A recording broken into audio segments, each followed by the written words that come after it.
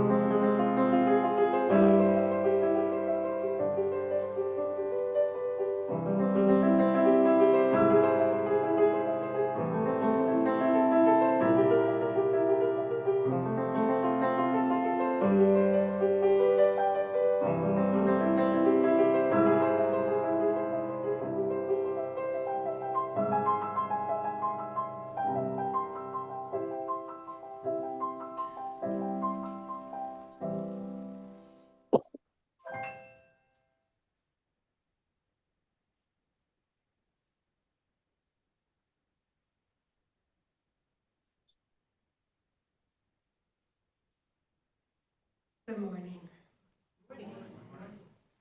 Welcome to Minnesota Valley Unitarian Universalist Fellowship. My name is Linda Hagan, and I serve as the chair of your board of trustees. You are welcome here, however old or young you are, wherever you were born and grew up, whoever your ancestors were, and in whatever religious tradition you were raised. You are welcome here, whatever your gender and whoever you love. You are welcome with whatever abilities and limitations you have. We invite you to bring your whole self. Whether this is your first time here or you have been with us for many years, your presence is a gift to us. We are glad you are here. We hope you will be glad you came and that you will welcome others. After the service, everyone is invited to share refreshments and conversation in the social hall downstairs. We look forward to this chance to make new friends and renew old acquaintances.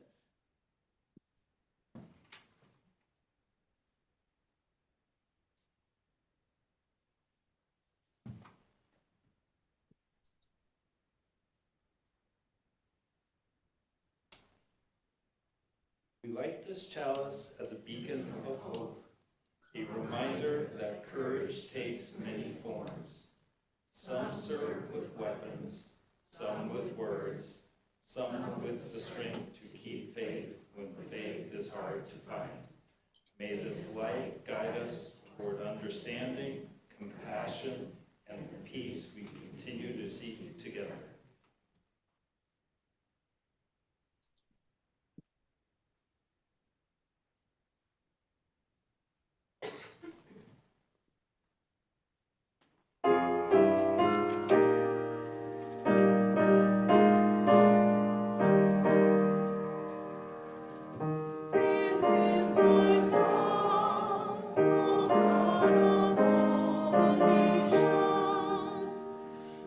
Song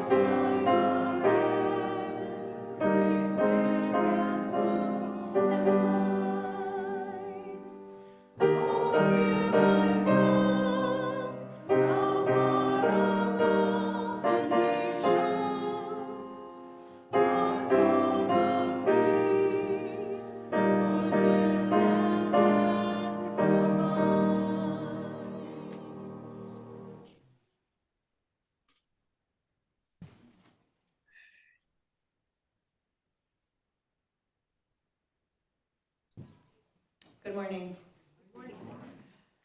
My name is Carla Ries, and I have the honor of co-hosting this morning with my amazing husband, Brian Ries. He is a veteran, a dedicated dad, and my favorite partner in crime. I am not a veteran, but I care for many who have or are currently serving. Brian and I would like to thank everyone who has helped us and is currently helping us with this service. We have Nicole and Lark with their lovely music. We have Richard on tech and Reverend Diana with all her behind the scenes scurrying and assisting, and Linda with the board. Today is our attempt to thank and honor those who have served this country, as well as the people who love them. There may be some mixed feelings, and I am here to tell you that is okay. I would also like to give you a heads up, because time permitting, we will have a brief Q&A session after Brian's remarks, and we are inviting all past or current members of the U.S. Armed Forces to either answer questions or join in the conversation. We arrive today, as we do every week, with both joys and sorrows in our hearts. And one of the promises we make to each other in this beloved community is that we will celebrate those joys and bear those sorrows. If you have a brief personal joy or sorrow to share, please raise your hand and an usher will bring you the microphone. If you are online, please type it in the chat and we'll get to them in just a moment. Any joys or sorrows that you'd like to share?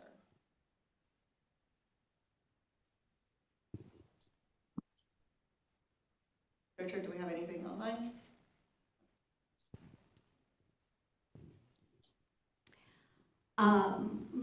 I'm fairly new to this community and I am honored to be here and hope to be a returning visitor. As you can probably tell from my sweatshirt, I'm a big fan of Jamaica. I go there 3 months every year and my heart is bleeding for many of my friends who have lost their homes in Hurricane Melissa. Please help if you can. Thank you.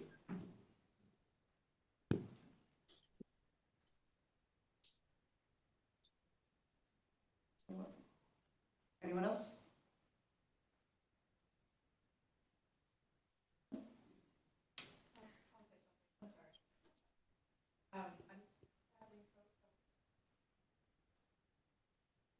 Hi, I'm Kathleen Coate. I have a dear friend named Kiefer Peterson. He lives in Merida, Mexico, and he had a mishap with some dental surgery and it caused some infections, and he also was a cancer patient, and so the healing is not going well, so he's having surgery, and just thoughts and prayers for him. Thank you. Good morning, everyone. I'm Nikki, and I was just informed this past week that my cousin's mom, so my aunt, through marriage, was recently diagnosed with ALS, and a really progressive form of ALS. She's probably 74, and they're giving her like 2 to 5 years of life. So my heart just goes out to them. Any good wishes, intentions, prayers to them and their family would be much appreciated.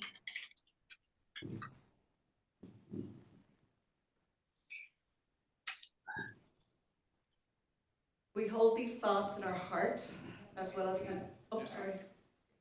We do have something online? No, just me. Oh, you're allowed to, Richard, thank you. I just want to acknowledge the spark of hope for those defending democracy that showed up in election results.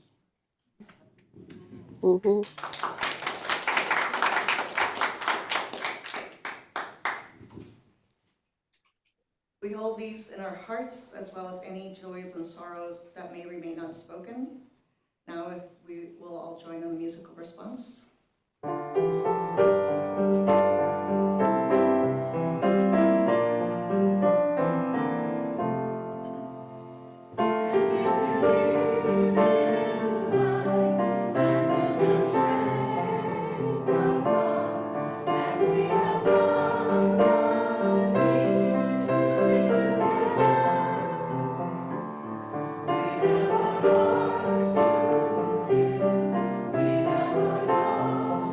Go!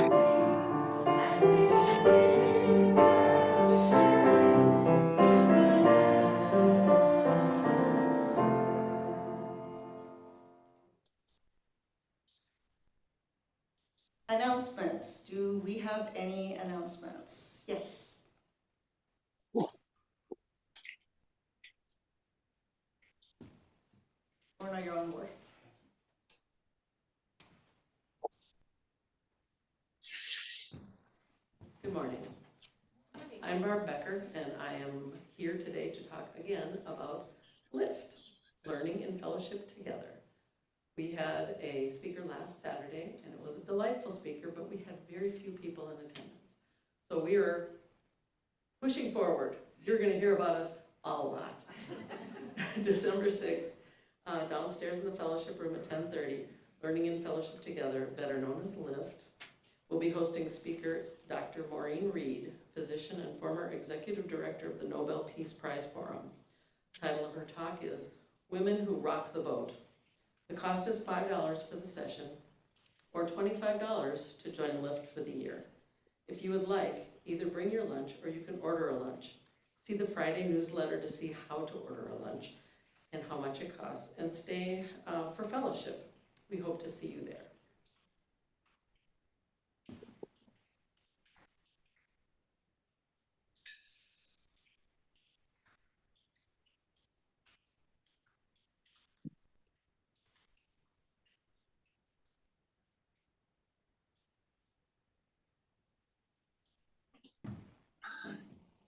Hi, today I know the name of my committee, it's a Social Action Committee. I just wanted to remind everybody that next Saturday, the 15th, is our day to take all the paper products to the beach and help them divide them up into smaller packages. And this is coming on the sad story about the vandalism that happened last week. I don't know how many of you have heard, but there was extensive damage done to the building and to the cars, the vans that they use. I ran into Lee Snyder, is that his last? Swenson. My brain doesn't work very well. And he was there when it was discovered, and he was telling me all about it. So this is even more important now, that we be able to provide what we can. And in addition, if anybody wants to bring food products, that would also be a good time to do that. I really need about 10 people to volunteer. So far I've heard from maybe 4. So if you can come, I really would appreciate it. 2 hours. Yeah, I forgot to mention, there's a sign-up sheet on the table where we get our programs.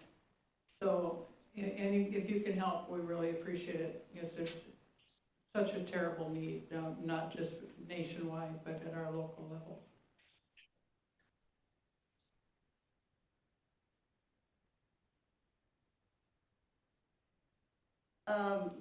Couple other announcements. One, this one's a little self-serving, but if you are looking for a way to volunteer or support your educational community in Bloomington, Oak Grove Elementary is holding a book fair all week. They could always use volunteers. Also, the school is holding a Veterans Day ceremony Tuesday morning at about 9. You are all invited. If you want any more information on either one of these, come see me after the service. Finally, our annual holiday, I believe it's our 3rd annual holiday bazaar, is coming up this December 14th, and it is a great opportunity for our church members and friends and local artists to display and sell their wares, and for anyone who wants to support those artists to come and shop. So that's on December 14th. So we look forward to seeing everyone there. And I believe that's all.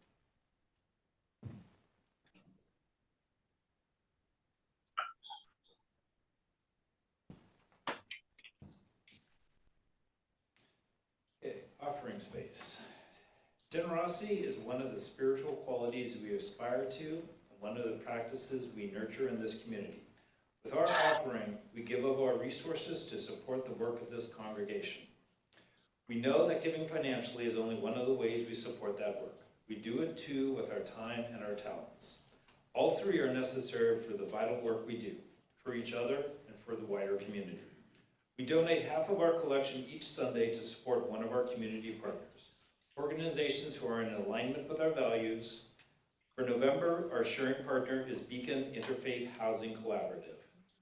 Beacon is a collaborative of congregations and housing advocates who believe that secure, affordable housing provides the keys to safer communities, stronger families, and a healthier economy. Together, they build new apartment homes, invest in residents through supportive services, and champion policy solutions to ensure everyone has a safe, affordable place to call home. Beacon Homes serve over 1,200 residents in the greater Twin Cities metro, and their policy work impacts the entire state.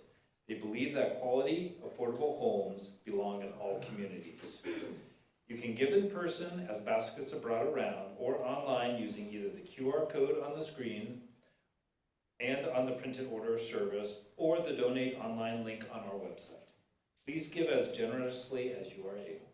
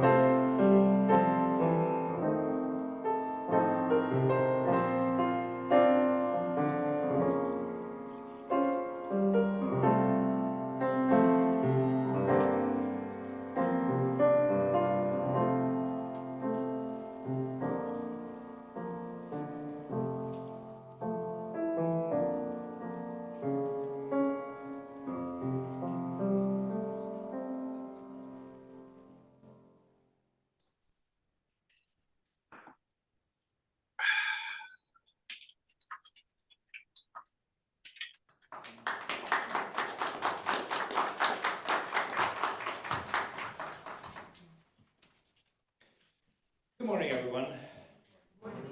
My name is Brian Ries, as introduced by my lovely wife, Carla, and I am a graduate of the U.S. Naval Academy, class of 1993, and a former submarine officer on the USS Parche, the most decorated vessel in the history of the United States Navy and one of its most secretive. Serving aboard Parche taught me that service can take many forms, some visible, some never spoken of. It also taught me that honor, trust, and teamwork aren't just words etched into plaques. They are the quiet glue that holds people together when the stakes are highest. I no longer wear the uniform, but I carry those lessons still. And they've shaped how I think about what it means to serve, to belong to something larger than oneself, and to keep faith with ideals that can feel distant, yet remain deeply worth striving for.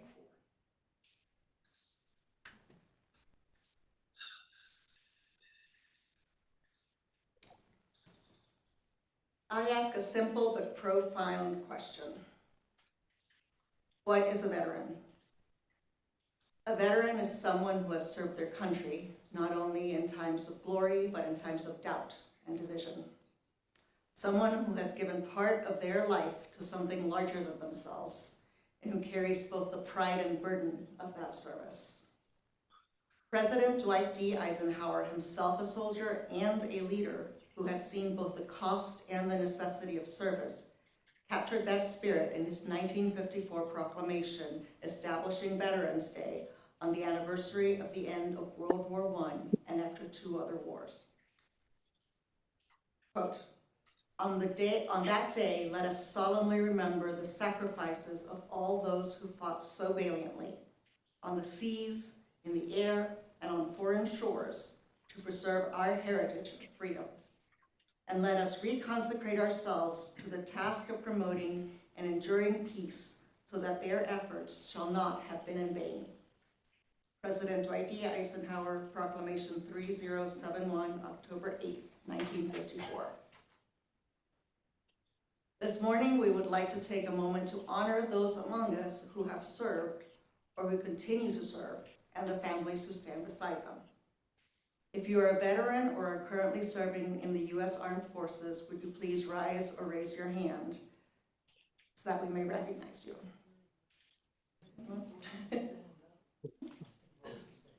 Thank you.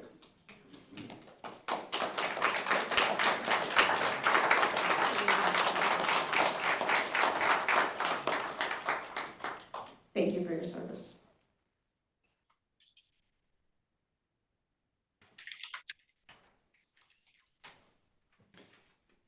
And if you are a family member, spouse, parent, sibling, or child of someone who has served, would you please raise your hand or rise as well so we can recognize you?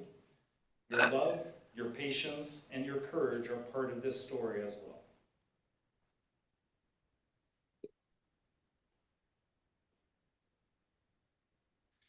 Thank you.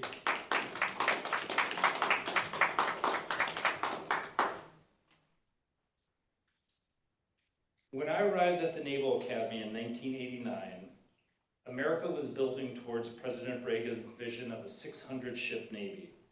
The Cold War was still the defining conflict, and the mission was clear: prepare to stand watch against a known enemy.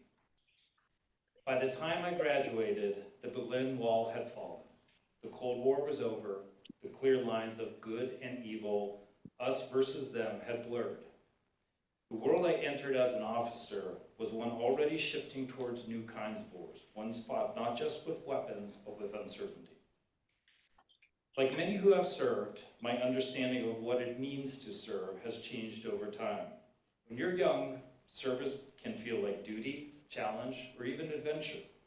But as the years pass, it becomes something deeper, rooted in connection, sacrifice, and care for others.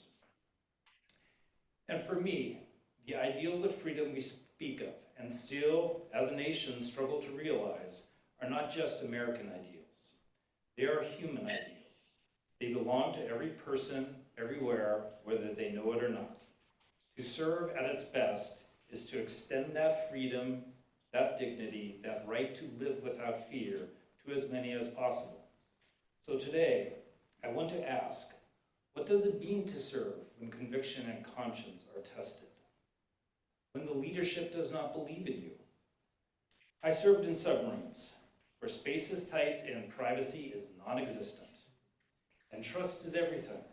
My best reactor control operator, the guy who is literally controlling power in the reactor, one of the smartest, most capable sailors I knew, was gay. But during the time of don't ask, don't tell, we were 99% sure, but didn't know 100%. It wasn't until years later when I met him again with his partner that I knew for certain. But honestly, none of us really cared. On the submarine, competence matters. Character matters. Whether someone can be trusted to do their job when the lives of 200 of their shipmates depended on it, that's what mattered. Yet the message from above was clear. You are good enough to serve, but not if you want to be honest about who you are. That your true self is somehow unworthy of trust. And still, so many served anyway and still today, with quiet courage and integrity. When the public does not believe in your mission. And what does it mean to serve when the public does not believe in your mission? When soldiers come home, not to parades, but to protest signs. That was the experience of so many who fought in Vietnam.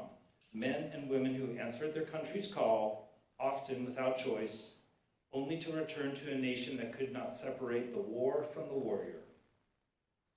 They served faithfully even when their service was met with anger, misunderstanding, or silence. How about when you no longer believe in the mission yourself? What does it mean when you no longer believe in the mission yourself?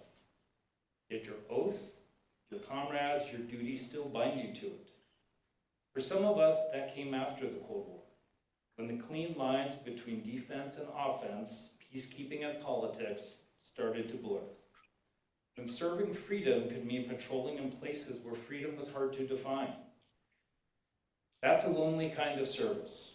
When you question what you are doing, the kind that tests not just your endurance, but your conscience.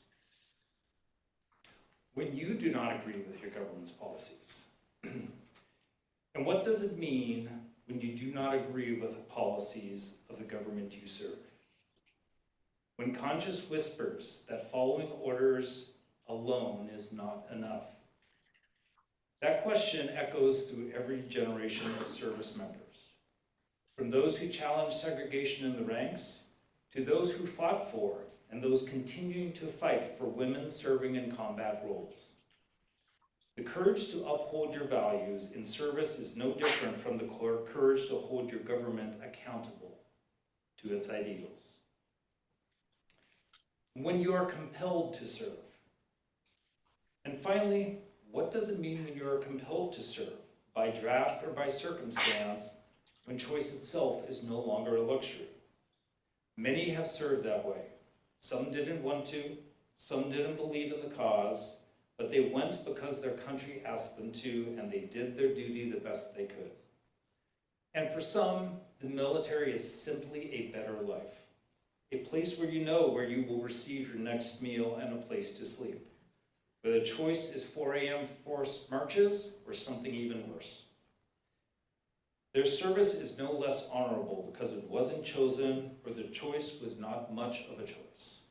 It may be even more so.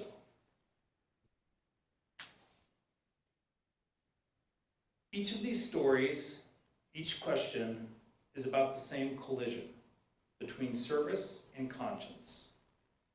And yet, time and again, what I've seen in those that serve is not blind obedience, but quiet courage. The courage to stand by their principles, their shipmates, their nation, even when that nation stumbles or loses sight of its own ideals. Today, we not only honor the uniform, but the human being inside it. Those who serve, those who have served, and those who love and support them. We honor the faith it takes to keep serving when belief is tested, the loyalty it takes to keep showing up, and the hope it takes to imagine that freedom, real universal human freedom, is still worth striving for. Because in the end, the highest form of service is not obedience. It's faithfulness to one another, to shared humanity, and to the promise that we can always be better than we were. Thank you.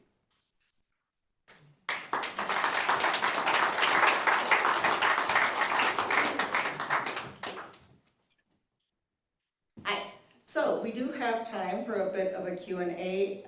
So if anyone has any questions, we'll come around with a microphone, and you're welcome to ask Brian or any of the other folks who are here who have served. Or if you have served, you can also ask questions. If not, I'll stick Brian on you and ask him to tell us one of the stories that he may be able to tell without of life in the submarine without, breaking any laws or offending anyone.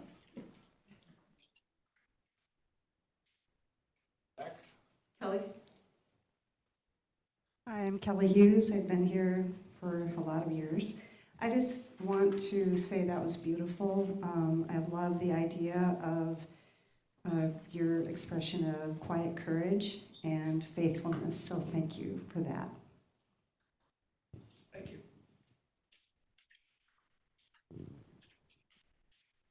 Right, babe, you're gonna have to tell us one of your stories. Oh, one of my stories. And not get too deeply into politics today. Though that quiet courage, I think a lot of you saw in a lot of generals and admirals in a meeting recently. I'll talk about life on a submarine. I talked about camaraderie, teamwork, lack of privacy. It's a different life being enclosed in a steel tube underwater for months on a time. The longest I was 115 days submerged. No fresh fruits or vegetables, believe me that. But there's a bond there, and there's a dependence on each other, and that you depend on each other, like I said. That you depend on the abilities, the ability to react, the ability to do your job quietly and competently among an entire crew of 200 people. And my boat was larger than normal. It was a Sturgeon-class attack submarine, which normally are fairly small, but they put a 100-foot extension in it, and we had a crew of 200 people. Typically, a fast attack submarine may have a crew max around 120, a ballistic missile submarine up about 170. We had 200 stuck in a steel tube for months on end. Like I said, things like if somebody was gay was not something we worried about. We worried about was the person competent to doing their job. And today, I mean, I left the submarine force before women were allowed on board submarines and that right to combat roles, but today there are integrated boats out there, integrated crews on our submarines. The women are rising in the ranks and soon to be taking command of the submarines as well. But it's also a point where on a submarine, you also have to find entertainment for months of boredom. And I've explained to my kids that two of the most realistic submarine movies are Das Boot and then Down Periscope with Kelsey Grammer. Because number one, life on a submarine is long periods of boredom punctuated by brief periods of sheer terror. And Das Boot does a great job of capturing that and the camaraderie of the crew. And the Kelsey Grammer movie does a great job of catching the pranks that we pull on each other. And you'll call me and you'll see me, we're all kind of this mellow, even-tempered type of person.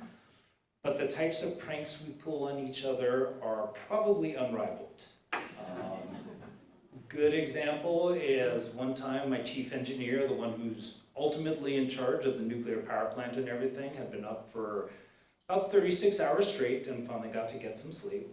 And about 2 hours into him going to sleep, a couple of the crew members dressed up in like the bright yellow anti-contamination suits and kind of emergency air breathing systems that you have to plug into forced air to breathe, went into his cabin, ripped back the curtain on his bunk, turned on the lights, and just yelled, "Eng the reactor," and ran out of his cabin.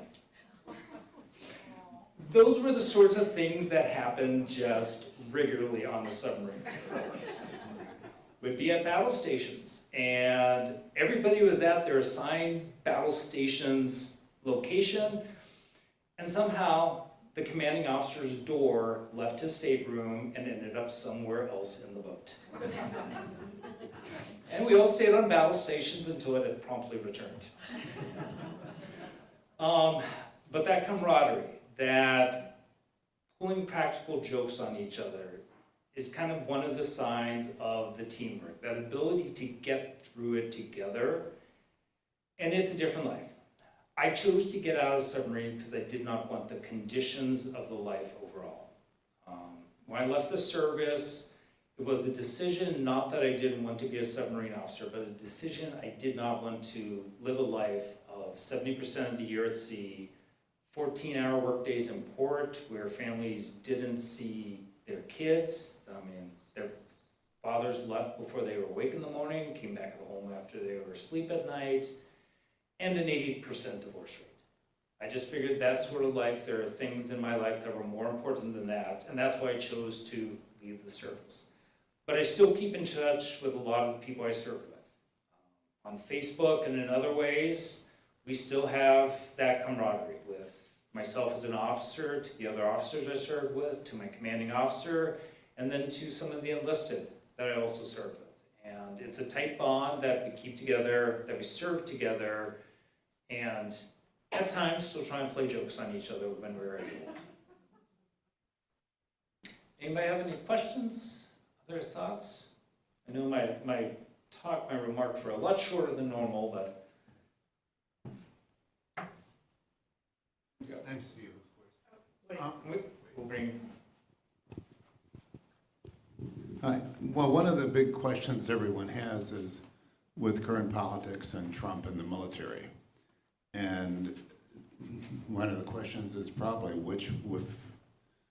if Trump would order the military to favor a political party, what would the military do? And I'm not sure if you have any opinions about that or not. I'll ask for other thoughts. Ultimately, as its ideal, the military is supposed to be non-political or apolitical. But individual people are not. There is a line between what you might consider a lawful order and what is technically a lawful order that they have to follow or not follow. I know a lot of people I've asked previously about the National Guard having to go to California and serving there. And talking with some of the guardsmen who had been called up and everything, their job there was to protect ICE. Their job was not to do what ICE was doing. Their job was not to arrest people.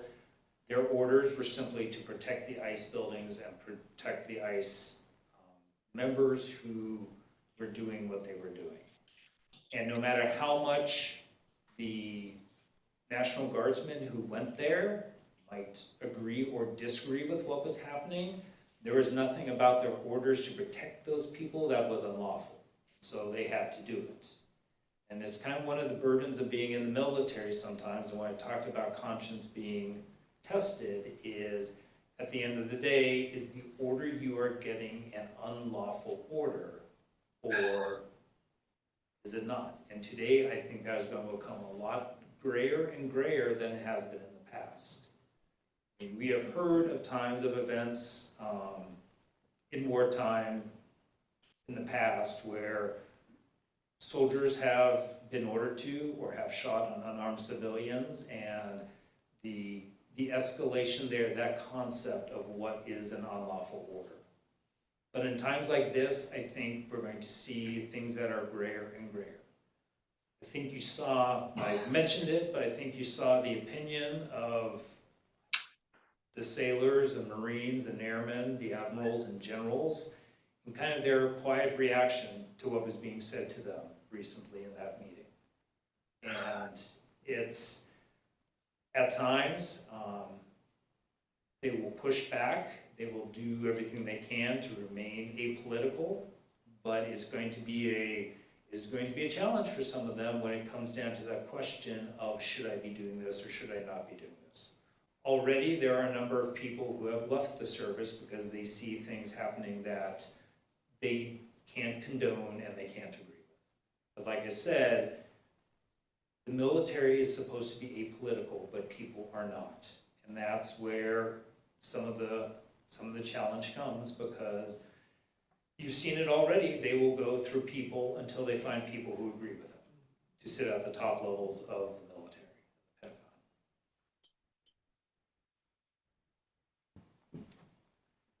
Anybody else is welcome to answer as they feel on that one.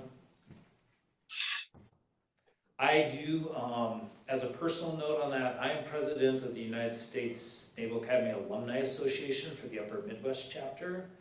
I oversee Minnesota, Iowa, South Dakota, North Dakota. I'm supposed to be just organize and keep communications together with all the Naval Academy graduates in those 4 states. And one of the past presidents that is often at the events I go to, was at our Navy Notre Dame watch party last night, is the chair of the GOP of Minnesota.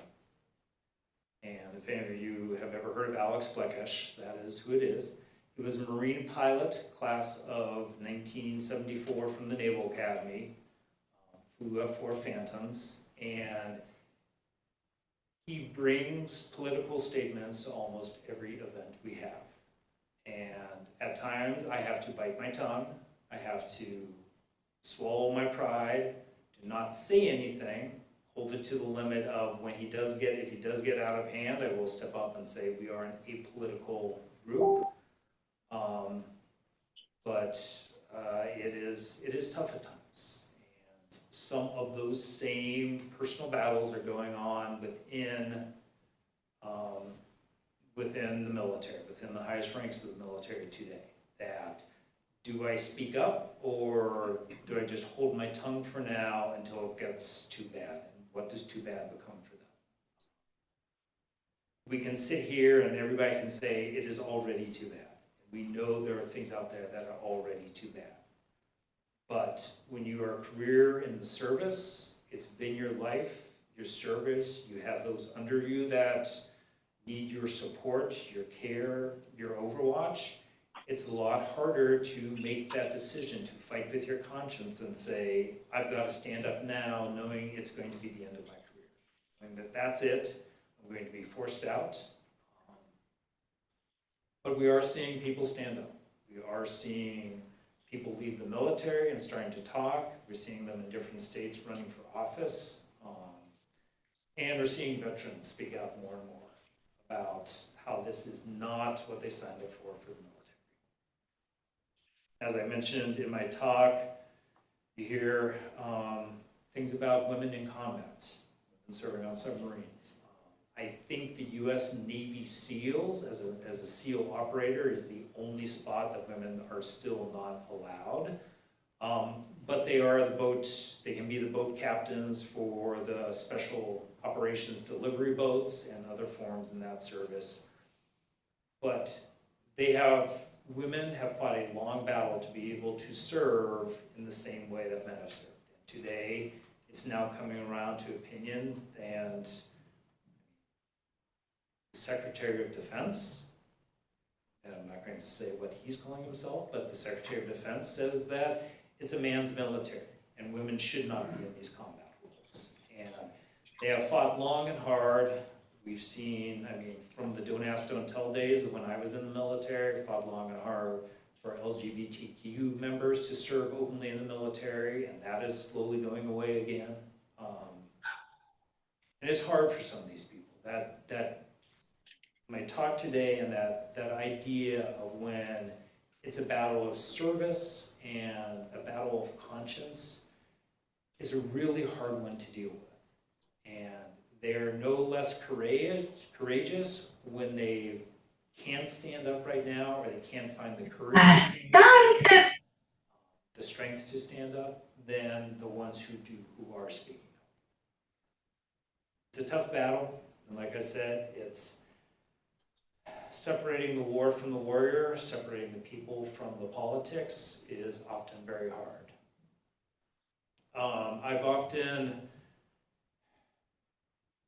I've been asked before, and there's probably some of you out there, how do you as a military member serve a commander-in-chief like we have today? How do you look and how do you salute and say yes sir to somebody like that? And one of the things that always stuck me from my service time, that kind of one of our statements is sometimes you salute the man and sometimes you salute the rank. And there are a lot of people right now who have to respect the office of the president, who internally really do not respect the person who is currently in that office. So just because some of them are silent doesn't mean internally they aren't fighting the same battles we are trying to vocally voice in the streets. On that happy note, other questions? Got one in the back. Got two in the back.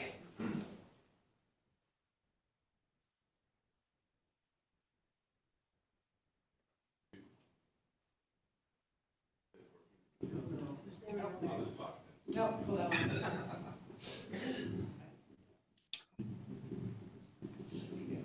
I have great respect for veterans like yourself and people that put themselves in the situation that they're in right now is really, really rough, and what you've been talking about.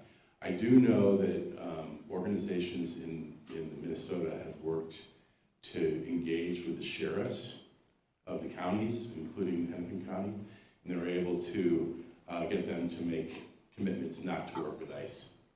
I think it's pretty clear, I mean, whatever your opinion is, I think that ICE is clearly breaking the constitutional framework of our country. It's a direct threat, you know, as any foreign threat has ever been. So I was just asked if you have any suggestions how we could engage with the military, because they're going to be tested a lot more in the next year, I believe. How we can come up with strategies so we can make it, you know, support them in this very difficult situation that they're in, because they're going to be asked to do things like protect unlawful actions. And I think we need to address that. I was hoping you might have some suggestions or ideas, having your experience, how to engage with the military to address that issue. That's a tough one. And I don't have any direct answers about where to engage. There are a number of organizations out there that support our members of the military, like alumni associations like mine. The Navy League supports a lot of the local organizations, the RTC units, the local commands, as well as the USS Minnesota, the USS Minneapolis St. Paul, which is ship. The USS Minnesota is a submarine. But like I said, you often find, and I will admit in the military, there are a lot of conservative people. And so even those organizations aren't the ones that support the way we would look for them to support. They support our members in the military, and employed. They don't support their conscience, their soul, their challenges like that. I don't have any direct answers right now. I would have to search deeper. I know there are veterans organizations who are more about what you were talking about, to more support that we are not for this, but separating, as I said, separate the war from the warrior, look at the human being inside the uniform and support them and in their kind of mental and psychological challenges, especially with what they're going through. And I can do some research. I can't give you an answer right now. If anybody else has any knowledge. Right off the top of my head, I can think of Veterans for Peace. We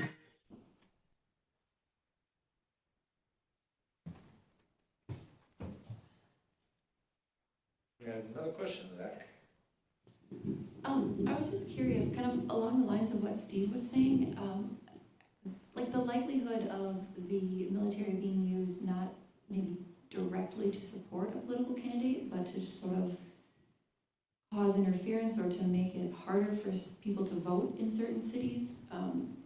Do you see that as a potential tactic of, well, we're going to send National Guard or whoever to these key cities, not necessarily to do anything specific other than just sort of be a nuisance and block people from voting? I don't think they wouldn't. So I think, and this is where it gets into the gray areas, I think they would be used and they would follow orders to be there, to actually block somebody from being able to go in and vote. I believe they would start seeing that as against the common good, illegal to actually physically vote.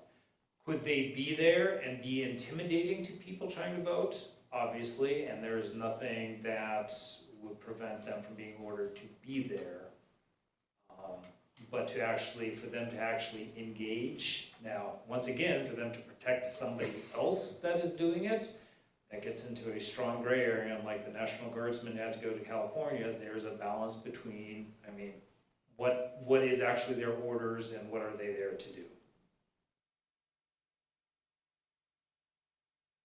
We've got time for one or two more questions, and then we've got to wrap this up. Matthew Schneider. I just want to add on to that last question because I have a law enforcement perspective. Back when I was working for the Minneapolis Park Police, the Minneapolis parks, some of them are used as polling places. And we needed to basically make sure that everyone had a safe environment to work. But we also wanted to kind of weigh that against voter intimidation. Having uniformed officers at a polling place just isn't good optics. What the sergeant ended up ordering the officer to do was to basically report to work in plain clothes, to basically kind of blend into the crowd. So it wasn't as intimidating, yet there was still on-premises security. There are ways to do it in where you're not actually intimidating, you're keeping things secure, you're keeping everyone safe. Don't know if this administration is going to do that, but there is.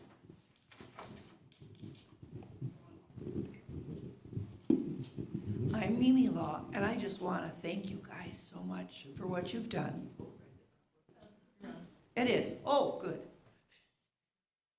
It takes courage, and it takes bravery, and sacrifice for their whole families.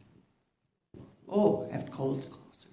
It takes so much love and support. I just want to thank all of you for doing it. And I hope and pray it can get better. And I have to have hope. And it's going to get better somehow, some way. I wanted to leave on a better note. Thank you. Thank you for the questions and the time this morning. I'm going to turn it back over to Nicole and Lauren.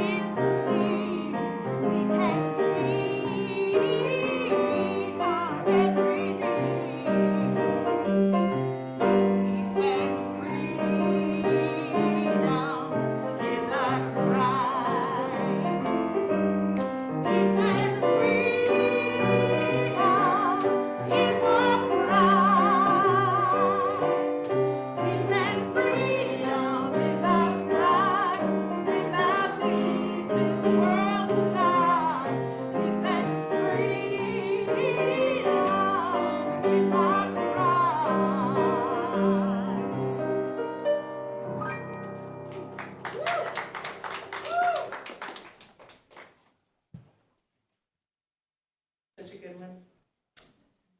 Before we extinguish our chalice, I have an exciting surprise. Today and throughout the month of November, we'll be trying out a musical sung version of our beloved chalice extinguishing words, which are found in our new virtual hymnal. I'm going to demonstrate it first and then invite you to join me in singing the second time through.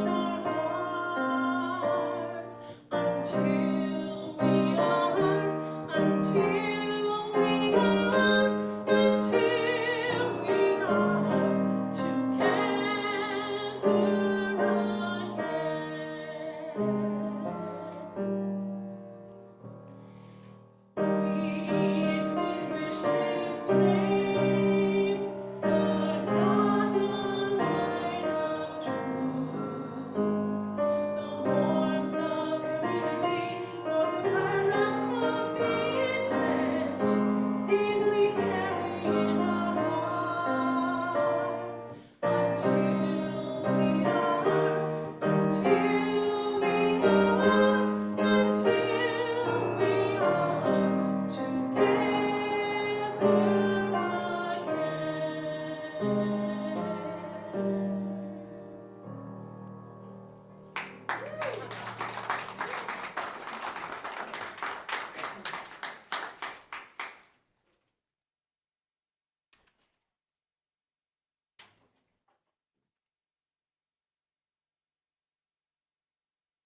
the light we have kindled here travel with us into the world, as hope for the weary, as gratitude for those who serve, and as resolve to build a peace that includes us all.